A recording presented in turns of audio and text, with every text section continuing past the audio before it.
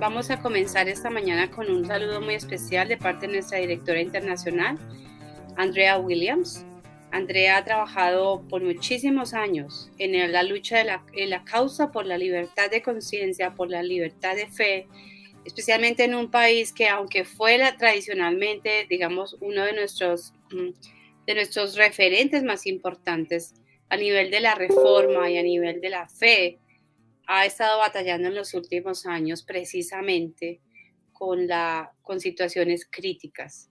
Ella es una abogada muy calificada, ha servido en todos los sistemas judiciales, en el sistema judicial británico, pionera del proyecto Estudiantes y Políticas de la Comunidad Cristiana de Abogados de Inglaterra, fundadora de nuestro ministerio, de Christian Concern, que es digamos, nuestra sombrilla, la que nos ampara y nos ha venido dirigiendo desde el Centro Legal de Christian Concern. Ha representado a muchos casos de libertad cristiana, libertad religiosa. Nos decían nuestro querido equipo de Inglaterra que ellos llevan más de 1,000 casos al año protegiendo maestros, pastores, diferentes personas que han estado siendo afectadas en su fe porque declaran su fe públicamente. Y Christian Concern está precisamente para entrenar y educar al pueblo creyente y al pueblo cristiano en la voz pública, en la teología de lo público. Entonces, les dejo con Andrea en su saludo muy especial desde Inglaterra. Hello to everyone in Colombia and into Latin America. It's absolutely wonderful to be with you once again. I'm Andrea Williams from Christian Concern in the United Kingdom, and I know that today you are in for some rich and wonderful teaching from Dr. Joseph Boot, from Dr. William Phillips, and also Pastor Reagan King. You're going to have a day that is rich in teaching and testimony, and indeed the theological outworking of what we're living through in this pandemic. Who would believe that 2 years on, after governments across the world brought in measures to try and shut down a health crisis, that those would now be turned into a situation whereby it's almost impossible for me to get to Colombia. Now, of course, I know that I could if it were absolutely necessary. But what are the kind of matters that governments are insisting that people now have in order to travel? Well, it's vaccine mandates, vaccine passports. If not vaccine passports, proof of COVID antibodies, but that won't always be sufficient. Quarantining measures. But it isn't just for travel. Here in the United Kingdom, we're now seeing that unless people have COVID jabs, unless they have COVID vaccines, COVID passports, that they will be unable to work in care homes.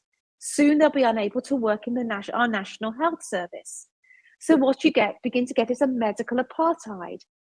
The reality is that some people won't have vaccines because they don't feel that in conscience they can, because of from where the vaccines were derived, or simply from an early aborted stem cell line, but also bodily autonomy issues. This isn't about resisting government in a Romans 13 sense, but it's about understanding the proper place of government. Is the government responsible for our individual health in the end? The answer is no to that. Is there something worse than death itself?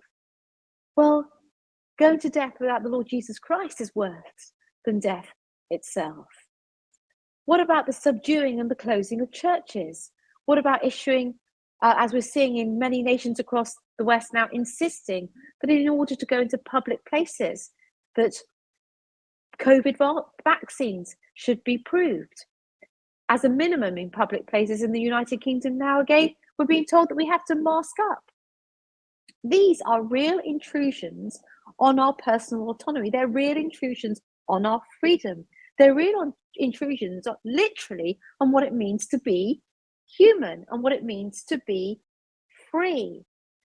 And then there are restrictions also on what it means to be church, to be free to gather. And indeed, of course, the people of God are commanded to gather.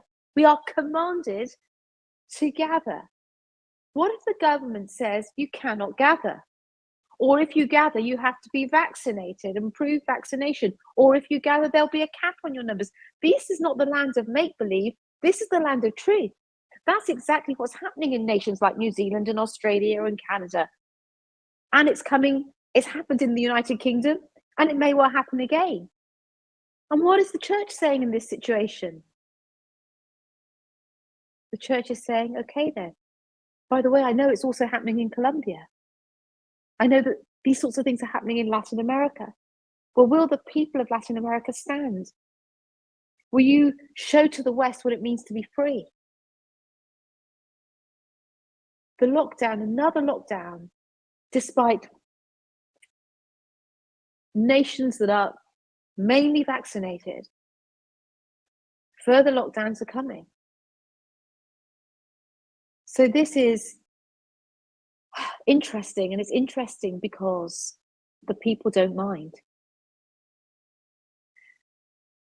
The people are in fear of death, which gives us, of course, a gospel mandate, but they accede to what the government says without questioning. And this is where we, who have a higher authority than even the state, where we have God and a biblical framework for living, where he gives authority to the rulers, where we have to question absolutely what is the remit of the state, national state, but also across globally in international law. What is their role? And what is the role of God's people to be the prophet and the priest to the king, and to speak freedom into those situations, to call out when there is government overreach? What would it mean for the gospel? What if we're not free to be open? What if we cannot go and seek out and heal and bring the gospel to those who are most needy in our society? Would we say to the leper, you're not vaccinated, you can't come in?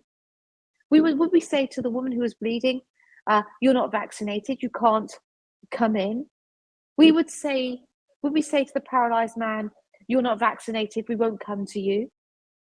That is not what the church is. Never in the history of the United Kingdom has the church closed. Not in wars, not in blitzes, not in previous health pandemics. And yet we're saying, tell us how we're to worship. Well, thank you, Colombia, for hosting this conference. Thank you to Carmen, Luz Marina, and to Edgar. Thank you to the continent of Latin America. Thank you for understanding these things. We're praying freedom for your continent. We're praying resistance in your continent. We're praying to see the gospel go out in your continent. We're praying to see a revival in your continent. Thank you so much for allowing us to be part of that. And let me say how much I long to be free, to come to you and to see you face to face.